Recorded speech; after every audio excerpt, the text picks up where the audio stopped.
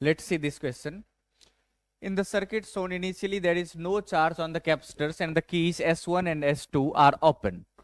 The value of capacitors are given. Which of the following statement is correct? हमने सारे options में almost S1 को close कर दिया और लॉन्ग टाइम बाद S2 को क्लोज करने की बात कर रहे हैं, तब की बात है, तो सॉल्व करना है।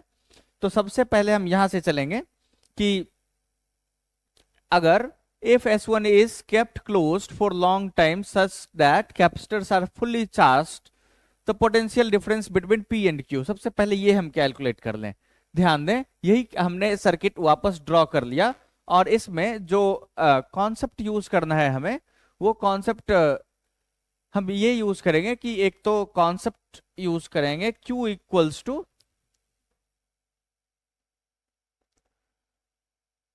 C इंटू डेल्टा V और I equals to I not E की power minus T by R C. ये दो कॉन्सेप्ट हमारा रहेगा जो यूज आएगा। और इसके बाद देखें कि इस सर्किट में जब हमने इसे कनेक्ट कर दिया और इसे सर्किट से अभी ये नॉट कनेक्टेड है, तो फिर P और Q के बीच क्या पोटेंशियल डिफरेंस है। तो इस समय में यहाँ पे कैपेसिटर कनेक्टेड है और ऐसे ही कैपेसिटर्स और भी कनेक्टेड है, इस कारण से इससे कोई भी करंट पास नहीं होगा, तो कैपेसिटर्स फुल्ली चार्ज होंगे। ऐसे केस में C1, C3 और C4 ये तीनों के तीनों जो है वो सीरीज में कनेक्टेड है। तो 1/C इक्विवेलेंट पता करें तो ये आ जाएगा 1/C1 plus 1/C3 plus 1/C4, that is 1/C equivalent equals to C1 क्या है अपने पास, C1 इज 10 माइक्रोफेराड और 80 1/10 प्लस 1/80 प्लस 1/80, ये आ गया 80, हमने एलसीएम लिया 8 plus 1 plus 1 that is 10/80 1/8 and C equivalent comes out to be 8 microfarad. 8 microfarad हो गया। तो एक कैपेसिटर, इस पे चार्ज कितना है, तो चार्ज ऑन कैपेसिटर 1 ये हम निकाले, ये हमने Q1 जो लिखा वो हमने लिखा charge on capacitor 1, Q equals to C1 into delta V। तो यहां से डेल्टा V इक्वल्स टू आया, delta V equals to Q1 divided by C1। अब Q1 कितना होगा ये हम अगर पता कर लें तो ये तीनों कैपेसिटर का इक्विवेलेंट निकाल लिया, तो Q equals to C into V और हमने V रखा है 5, तो यहां हम लिख सकते हैं and Q equals to CV, C equivalent V लिख ले, C equivalent into V that is 8 into 5 microcoulomb that is 40 microcoulomb, ये चार्ज है। अब तीनों ही कैपेसिटर या ऐसे बोले ये और ये तीनों ही कैपेसिटर सीरीज में कनेक्टेड हैं, तो तीनों में ही चार्जेस बराबर होंगे, तो यही Q1 की वैल्यू 40 आ जाएगी। इसका मतलब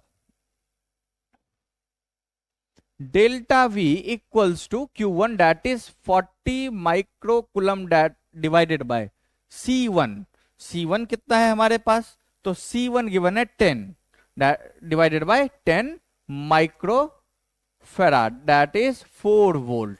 तो अगर ये हमने 0 कंसीडर किया तो ये 4 वोल्ट आ रहा है, तो P और Q के बीच जो पोटेंशियल डिफरेंस है वो है 4 वोल्ट। तो यहां से S1 ये बोल रहा है 10 वोल्ट है, तो ये यहां गलत हो गया। फिर ये बोल रहा है कि ये 4 वोल्ट है, तो ये ऑप्शन डी अपना करेक्ट हुआ। अब ऑप्शन सी के पास चलते हैं।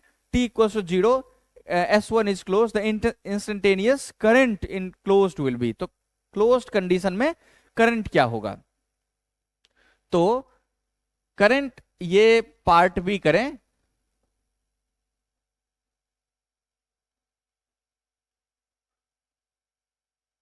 इंस्टेंटेनियस करंट, तो करंट इक्वल्स टू, अब T को 0 पे कर रहे हैं तो ये सारे कैपेसिटर्स ऐसे बिहेव करेंगे जैसे वो वायर्स हो, तो ये पोटेंशियल डिफरेंस 5 डिवाइडेड बाय ये और ये तीनों ही रेसिस्टेंस जो है वो सीरीज में कनेक्टेड लगेंगे, तो 70 प्लस 30 दैट इज 100 प्लस 100 200, और ये आ जा रहा है 5 डिवाइडेड बाय 200। इसका मतलब ये आ जाएगा कितना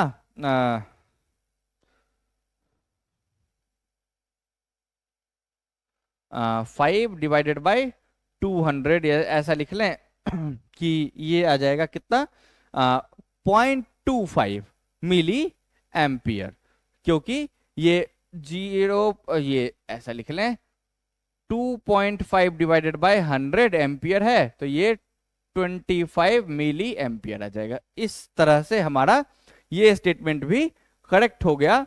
अब हम पहले पे चलते हैं।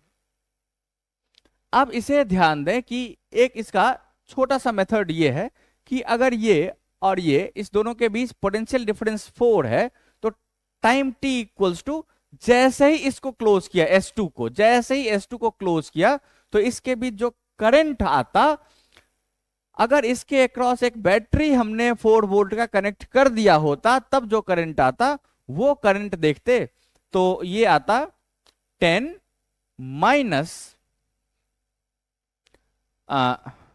यहां से चलें तो लास्ट पार्ट के लिए यहां से चलेंगे, 0 है और ये plus 10 minus IR, I into R that is 30 equals to 4, यहां का पोटेंशियल। इसका मतलब I equals to 10 minus 30 sorry 10 minus 4 that is 6 divided by R 30, तो ये आ जाएगा कितना 0.2 एम्पियर।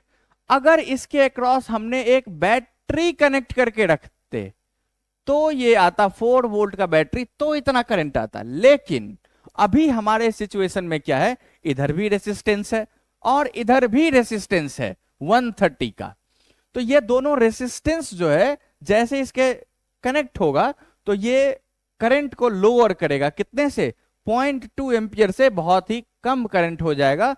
इस कारण से हम ये बता सकते हैं कि इसमें 0.2 एम्पियर करंट तो नहीं होगा, इससे बहुत ही कम होगा। इस कारण से ये स्टेटमेंट अपना गलत हो जाएगा और अपना सी और डी ये करेक्ट